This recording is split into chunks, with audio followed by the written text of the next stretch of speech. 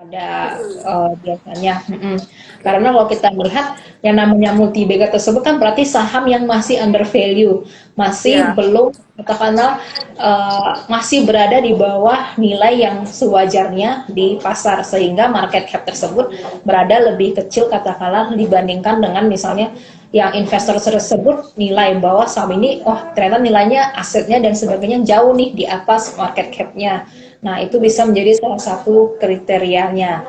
Selain itu juga kita melihat bahwa sebenarnya kalau misalnya saham yang memiliki market cap besar, apakah masih bisa misalnya menjadi saham multi bagger? Ya tentu masih ada peluang untuk itu, tapi mungkin waktunya akan lebih lama jangka waktu investasinya. Bisa jadi misalnya di atas 10 tahun karena untuk perusahaan yang besar tentu katakanlah perusahaan misalnya dengan pertumbuhan pendapatan atau dengan laba misalnya puluhan triliun, peluang growth-nya dibandingkan dengan katakanlah perusahaan yang lebih itu pasti peluang growth-nya akan katakanlah lebih lebih terbatas misalnya. Oke, semoga kalian dicerahkan ya dengan jawaban dari Kak Helen terkait gimana sih caranya kita menilik saham multibagger dari market cap tiap saham. Nah, Kak Helen, mungkin ada beberapa teman kita yang belum tahu nih Kak, gimana sih caranya kita melihat apakah saham-saham tersebut masuk ke dalam small cap, big cap, atau middle cap? Gimana tuh Kak?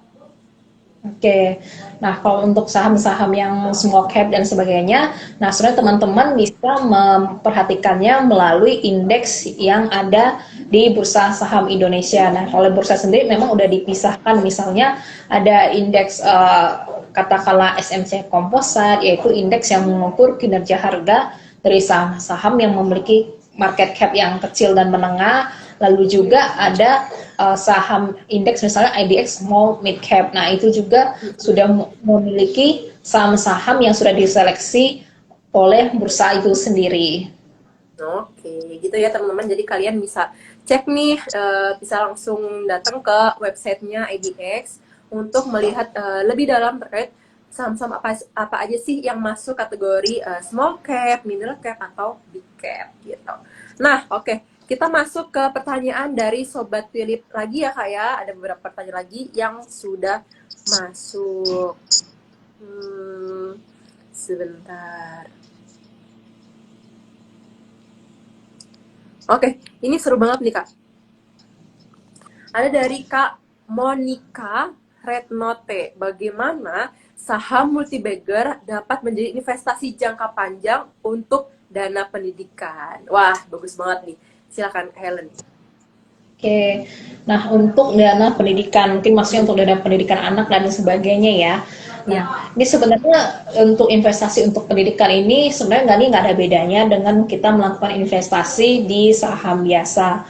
Nah, cuma di saham sini kita melakukan investasi, katakanlah tentu kita harus memilih saham yang memiliki fundamental yang baik karena ini kan untuk investasi jangka panjang dan untuk dana pendidikan. Nah, setelah kita menemukan saham tersebut, tentu misalnya kita sudah melihat berapa saham yang kira-kira fundamentalnya baik, PI-nya juga rendah, PBV-nya juga rendah, lalu industri yang masih menarik. Nah, baru kita katakan mengalokasikan dana yang kita miliki. Nah, bagaimana dengan alokasi dana tersebut? Misalnya kita juga bisa katakanlah menyisikan sebagian dari penghasilan kita setiap bulannya dan secara konsisten dan teratur melakukan investasi tersebut setiap bulannya. Tentu dengan metode ini katakanlah investasi kita tersebut memiliki peluang untuk pertumbuhan dari bulan kedua ke bulan sehingga ketika saatnya untuk digunakan sudah tercapai dana yang diinginkan untuk pendidikan misalnya anak atau buah hati dari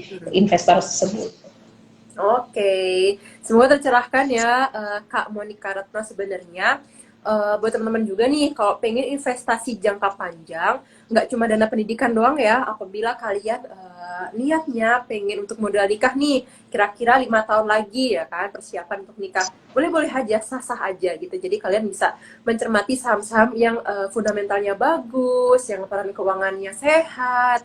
Nah, terus untuk saham-saham multibagger ini, karena bisa menguat hingga 10 kali lipat. Nah, kalian juga bisa mencermati untuk investasi jangka panjang. Tapi tetap ya, nggak bisa instan karena biasanya untuk saham ini berbeda-beda nih. Ada yang mungkin sudah bisa menguat di tahun kelima gitu, tahun kelima. Atau dia baru menguat di tahun ke-10, itu bisa aja gitu. Tapi untuk multi-bagger ini kemungkinan untuk menguatnya bisa hingga 10 kali lipat gitu teman-teman semuanya. Oke, kembali saya mengingatkan apabila kalian punya pertanyaan menarik, punya pertanyaan yang ingin banget dibahas, bisa langsung tuliskan di kolom question box di bawah ya, yang ada icon tanda tanyanya. Nantinya kita akan pilih-pilih nih untuk kita bahas satu persatu bersama Kak Helen. Oke, Kak Helen, yang paling ditunggu-tunggu dari Sobat Tilip nih tentunya Kak. Nah, ada beberapa saham yang patut kita lirik yang ada di Bursa Efek Indonesia yang masuk dalam kategori saham-saham multi-bagger. Boleh Kak Helen berikan kira-kira ya 1 atau 2 atau bahkan 3 saham-saham yang sudah masuk ke dalam kategori multi-bagger. Silahkan Kak Helen. Oke, nah kalau sebenarnya kita melihat secara historikal ya di bursa sendiri, saham apa yang sudah pernah menjadi saham multi-bagger di bursa saham Indonesia.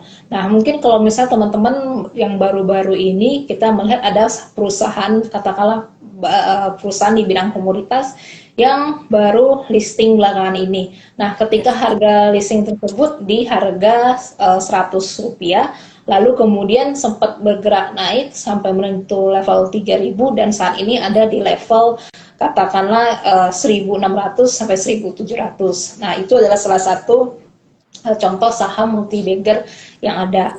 Lalu sempat juga di beberapa tahun lalu ada juga saham multi-bagger yang bergerak di bidang perunggasan. Nah, mungkin juga teman-teman masih ingat bahwa katakanlah beberapa waktu yang lalu sempat ada kasus flu burung ya. Nah, tentu ketika kasus flu burung tersebut terjadi, nah saham perusahaan unggas tersebut kemudian turun dan berada di level waktu itu sampai Rp250 per lembar saham.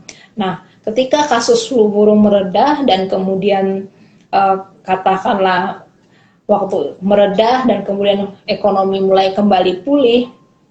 Nah, kemudian saham tersebut akhirnya naik cukup tinggi dan kemudian berhasil katakanlah melakukan tender offer misalnya di harga yaitu 31.500, yaitu dalam kurun waktu 6 tahun. Nah, itu sebenarnya adalah contoh-contoh saham multi-bagger yang ada.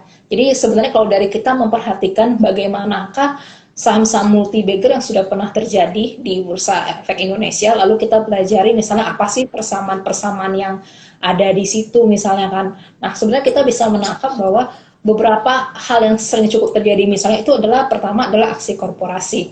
Aksi korporasi itu misalnya ketika perusahaan misalnya diakuisisi oleh perusahaan lainnya atau ekspansi. Nah, itu salah satu halnya. Lalu yang kedua itu adalah turnover story. Turnover story itu ketika dalam ekonomi, misalnya ketika habis krisis di bursa, habis bursa crash, ketika saham-saham jatuh, nah itu juga adalah ketika peluang untuk mengakumulasi saham-saham yang waktu itu ketika dalam keadaan tertekan. Nah, lalu yang ketiga itu adalah turnover ketika industri, misalnya industri tertekan karena suatu isu, suatu hal, dan kemudian kita investor, dan kemudian ketika isu dan tekanan itu selesai dan industri tersebut pulih, maka itu juga akan menjadi turnover story bagi emiten yang ada.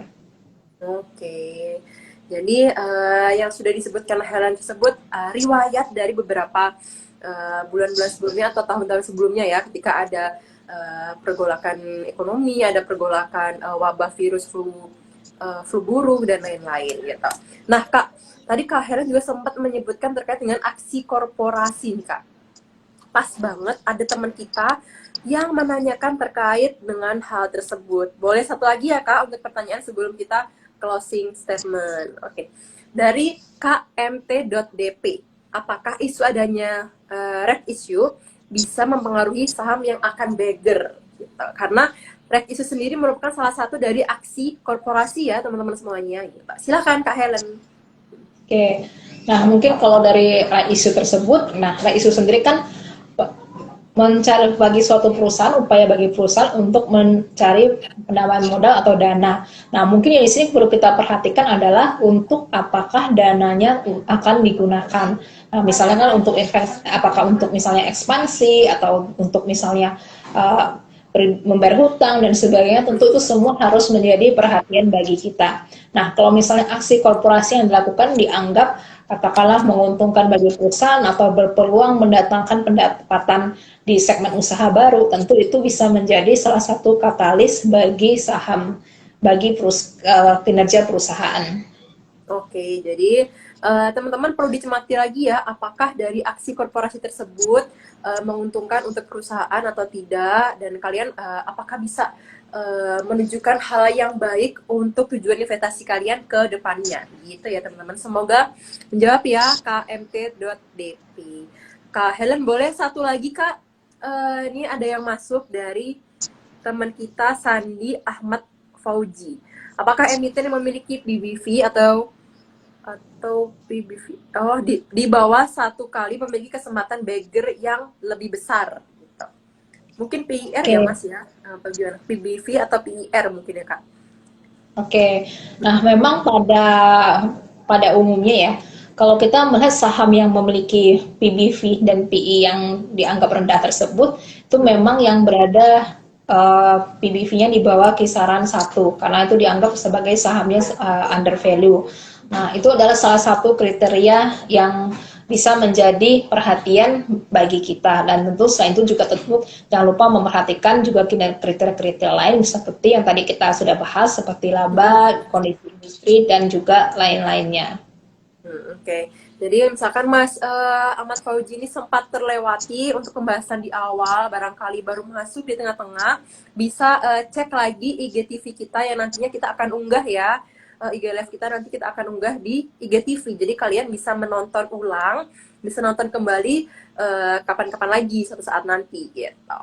Nah, Kak Helen, karena waktu kita terbatas, boleh berikan tips dan trik buat Sobat Philip semuanya untuk bisa memaksimalkan saham-saham multibagger yang mungkin untuk tujuan investasi jangka panjang dari teman-teman Sobat Philip semuanya. Silahkan Kak Helen. Terima kasih. Nah, kalau untuk saham-saham multibagger ini, teman-teman bisa perhatikan adalah kita akan melihat bahwa tipsnya yang pertama adalah saham under value, yaitu saham yang harganya lebih murah jika kita bandingkan dengan nilai buku dan nilai intrinsiknya. Lalu tentu saja fundamental yang kuat. Lalu karena ini saham multibagger biasanya untuk investasi jangka panjang. Tentu sebagai investor kita harus memilih perusahaan-perusahaan yang bisa bertahan dan berkembang di masa depan, termasuk ketika misalnya terjadi gejolak di ekonomi. Lalu juga pertumbuhan yang tinggi, dan perlu dipastikan bahwa laba bisa tumbuh secara konsisten setiap tahunnya, manajemen skill yang baik, dan tentu teman-teman jangan sampai terjebak katakanlah misalnya FOMO ataupun ikut-ikutan. Pastikan bahwa pergerakan saham tersebut diiringi dengan fundamental yang juga kuat.